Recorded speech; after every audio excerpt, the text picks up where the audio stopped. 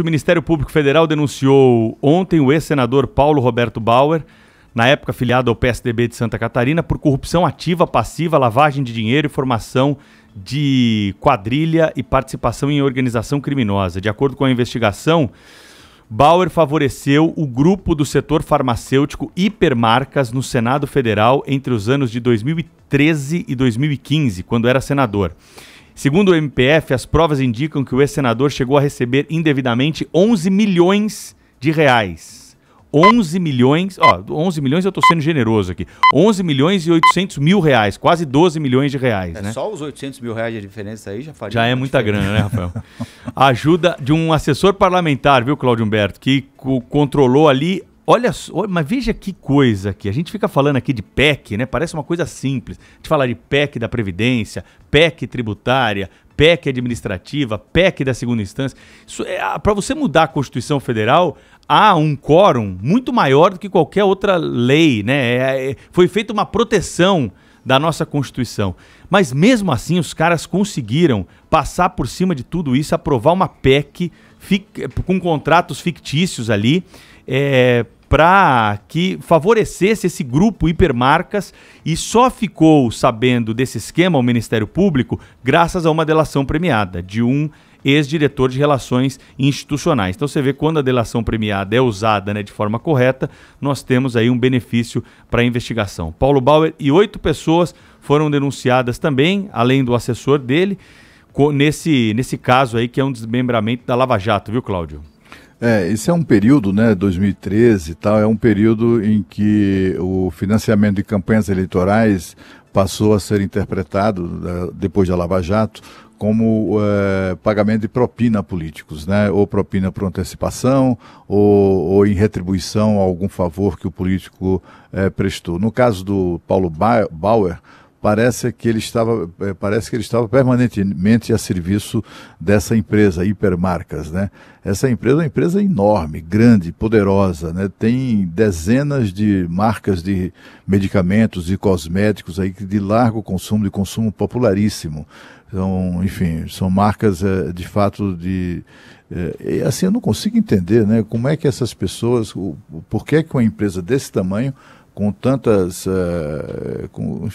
negócios de sucesso, né, com tantas marcas de sucesso, tem que recorrer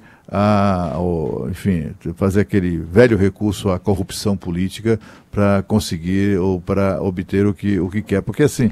É que eles são convincentes, viu, Cláudio Humberto? Eles são convincentes. Quando eles querem tomar algum, eles têm vários argumentos e pode atrapalhar a vida da empresa, né?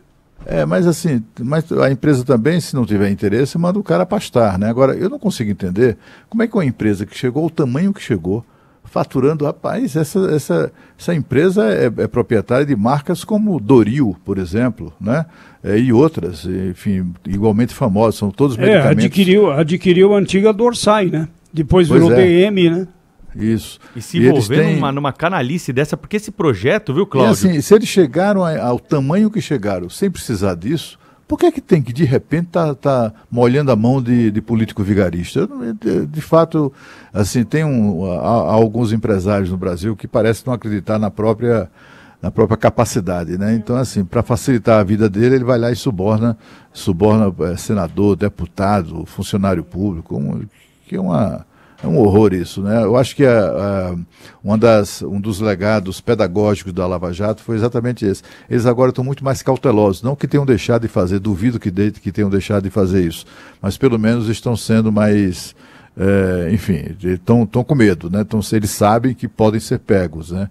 E esse caso é um caso que chega à justiça um pouco tardiamente, refere-se a casos um caso de 2013, e quantos casos depois de 2013 já não resultaram em condenações e até em cumprimento de pena já, né? Como é o caso, como por exemplo o do ex-presidente Lula, é posterior a esse, a investigação é posterior a essa data, ele já foi condenado, já cumpriu pena pelo menos no primeiro processo, e somente agora que chega essa denúncia aí contra a empresa. Aliás, estão denunciados, além do ex-senador Paulo Bauer e do seu assessor, também o presidente da Hipermarcas, né, que é o delator da história. Olha, o projeto aí, só para explicar, que eu falei que era uma PEC, mas não expliquei o que era, né? A PEC 115, ela propunha que a União, os estados, o Distrito Federal e os municípios fossem vedados de instituir impostos sobre medicamentos de uso humano, né?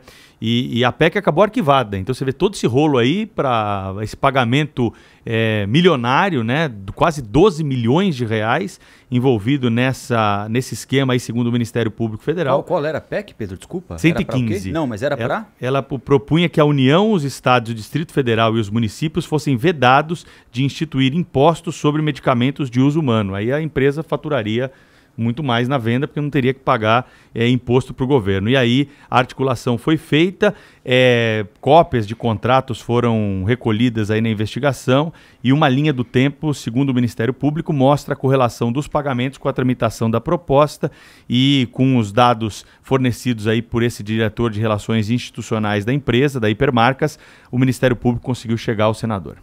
Agora, que não se invalide o propósito dessa PEC, hein?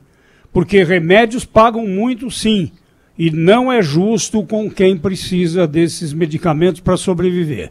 Eu outro dia comentei aqui, numa compra de R$800, parece mentira, mas R$800 em remédios. Sabem quanto de imposto? R$220.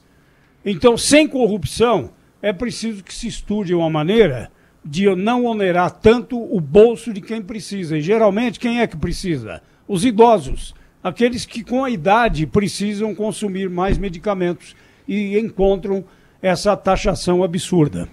Esse assunto me fez lembrar, pelo segundo dia consecutivo aqui no ar, o Joelmir, não é, Zé?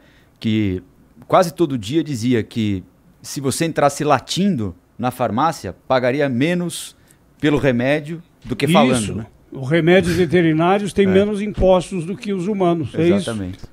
Olha, eu queria dar aqui uma informação rapidinho só para naquele assunto do bate-boca lá do ministro da Justiça com o deputado do PSOL do Rio de Janeiro. O ministro Sérgio Moro acabou de publicar um texto em que ele diz o seguinte: não gosto desse jogo político, mas verdades precisam ser ditas. No projeto de lei anticrime, propusemos que milícias fossem qualificadas expressamente como organizações criminosas. Propusemos várias outras medidas contra o crime organizado. O PSOL, de Freixo e Glauber, foi contra todas elas. E só lembrando aqui que a história da Hipermarcas, né, fez com que a empresa mudasse de nome, né? Agora ela, por conta dessas denúncias todas envolvidas aí, agora ela se chama Hiperfarma, mas é o mesmo grupo aí que continua em atuação aqui no país.